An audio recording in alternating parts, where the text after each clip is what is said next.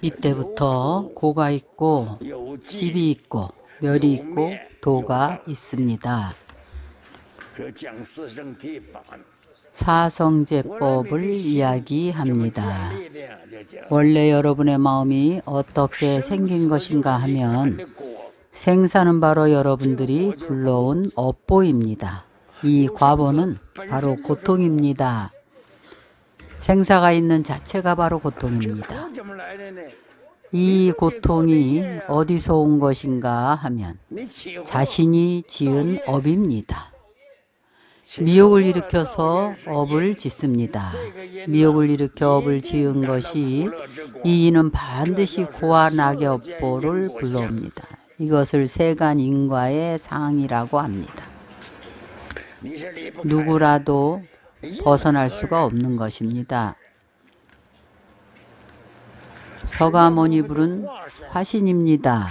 부처님입니다. 부처님도 이렇게 똑같은 과정을 거쳤습니다. 그분도 대에 들어가서 생을 받았습니다. 시연입니다. 그분은 시연으로 놔두신 것입니다. 괴로움은 어떻게 오는가 하면 과거의 인이 불러들인 것입니다. 이것을 집이라고 합니다.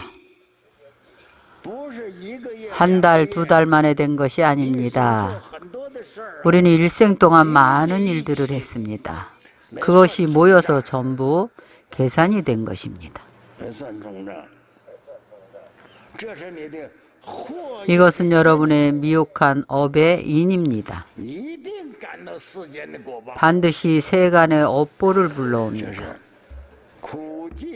고와 집은 세간의 과보입니다. 우리가 부처님을 믿고 도를 구하고 내지는 도를 성취하는 것이 바로 멸의 과를 불러오는 것입니다.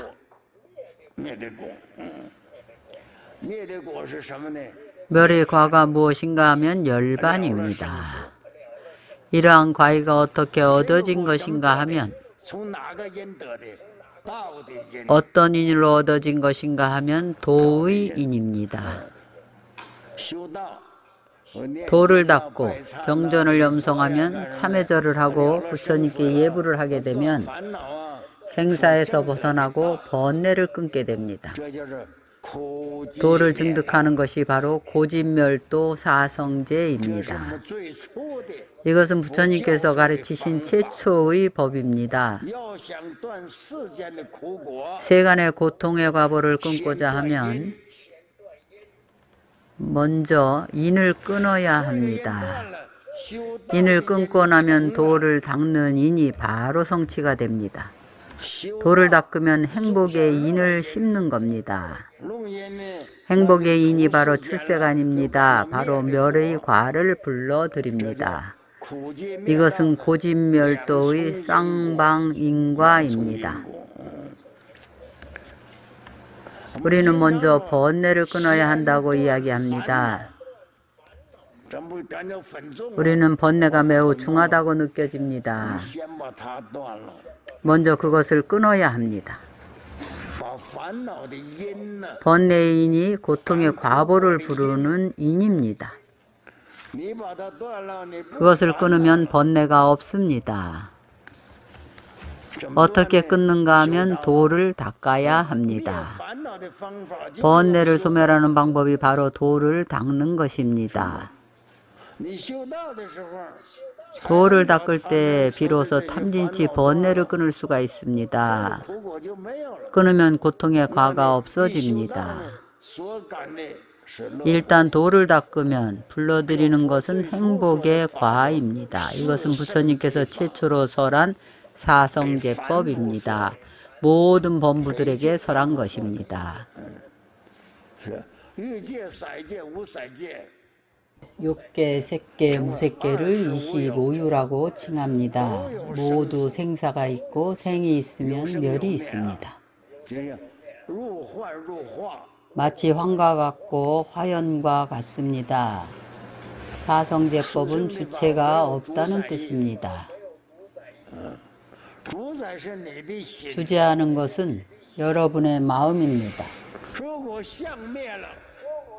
만약 상이 멸하면 성품도 멸합니다. 그 성품은 성품이 아니라 체입니다. 생활 습관에서 오는 관성입니다. 대승기실론에서 말하기를 습종성이 있고 성종성이 있다고 했습니다. 이 종성은 훈습에서 온 습종성입니다. 여러분들이 일단 도를 닦으면 도종성을 양성하게 됩니다. 도를 닦아서 종성이 되면 항상 이어집니다. 생사를 끊고 열반을 증득합니다. 마치 우리가 밤에 잠을 자는 것과 같습니다.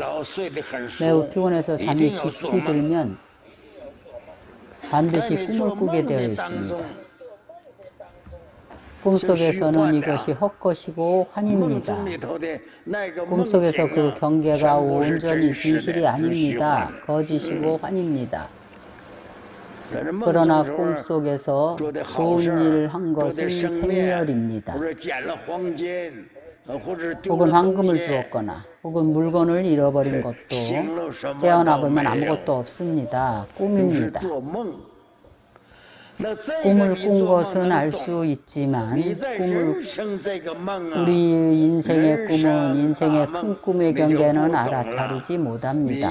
모든 것이 다 진실이라고 생각합니다. 이것은 또한 거짓입니다. 아무것도 얻을 것이 없습니다. 이것을 무엇이라고 하는가 하면 사상적으로는 수행하는 도중에 어느 한순간에 공성을 증득하는 것이 아닙니다. 수억 겁의 세월 동안 수행을 한 것을 말합니다. 불도를 닦는 것은 투기가 아닙니다. 공짜로 쉽게 얻어지는 것이 아닙니다. 어떤 것이 공짜로 쉽게 얻어지는 것인가 하면 방편지혜입니다. 방편지혜를 얻으면 최고로 행지한 것입니다. 부처님께서 이 말씀을 하신 뜻은 고라는 것을 알면 번뇌를 만들지 말고 인과를 불러들이지 말라는 것입니다.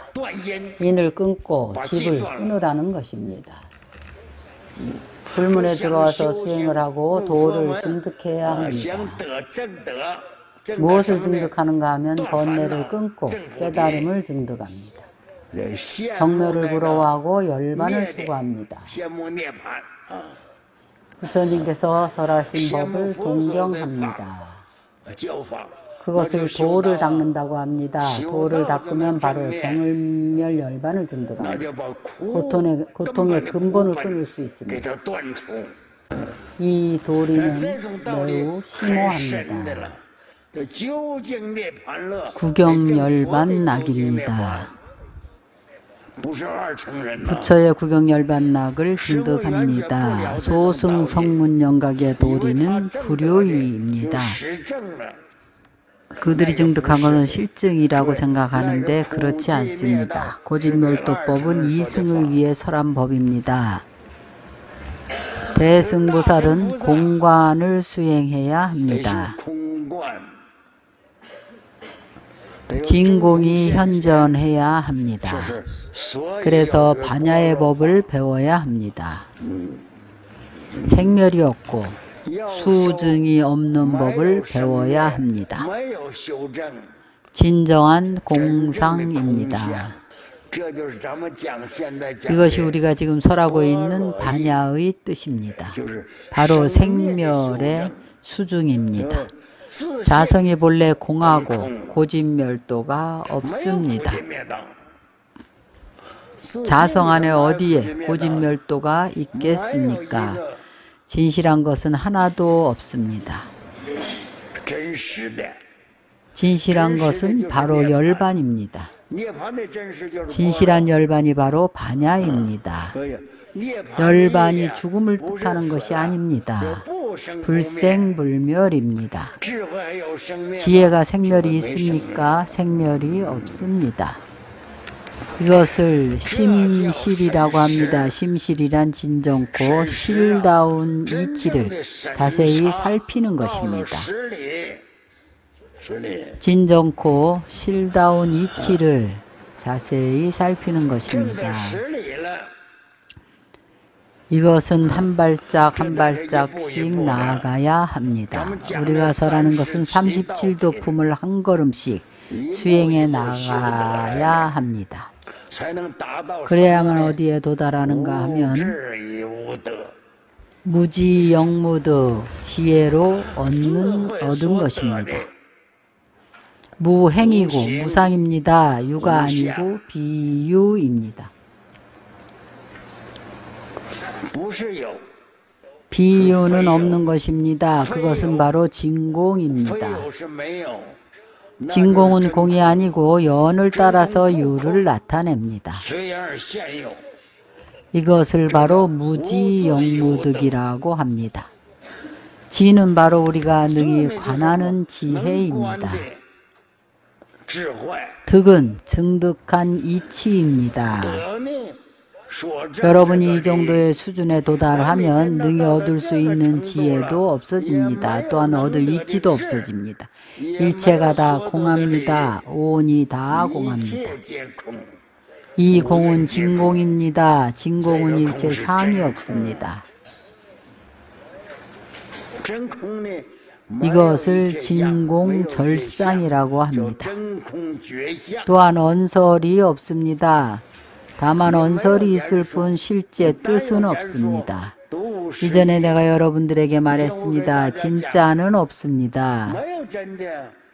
우리가 말하는 불은 불이 아닙니다. 불을 진짜 불이라고 한다면 우리 입이 먼저 타버릴 것입니다.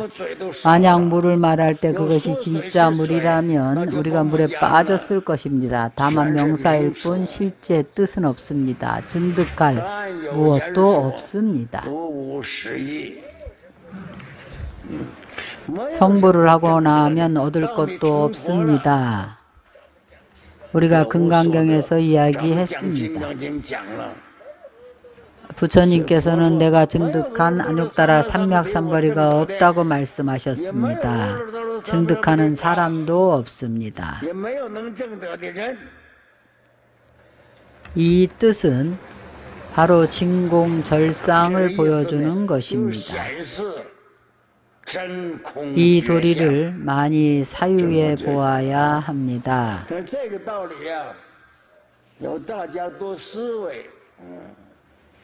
무상법문은 무상관을 써야 합니다. 사유하고 수행을 한 후에 사유한 것에 대해서 집착하지 말아야 합니다. 집착이란 아직도 유가 있다는 것입니다. 진정으로 무상에 도달하려면 제일 먼저 능소가 없음을 알아야 합니다. 능은 자신의 입장에서 말하는 겁니다. 소는 바깥 경계의 대상을 말하는 것입니다. 자신은 공입니다. 사대가 합해져서 이루어진 것입니다. 이러한 도리는 우리가 말처럼 쉽게 그 경계에 들어갈 수 있는 것이 아닙니다. 실제로 수행을 해야 합니다. 매일매일 모든 것을 다 꿰뚫어 보고 모든 것을 다 내려놓아야 합니다.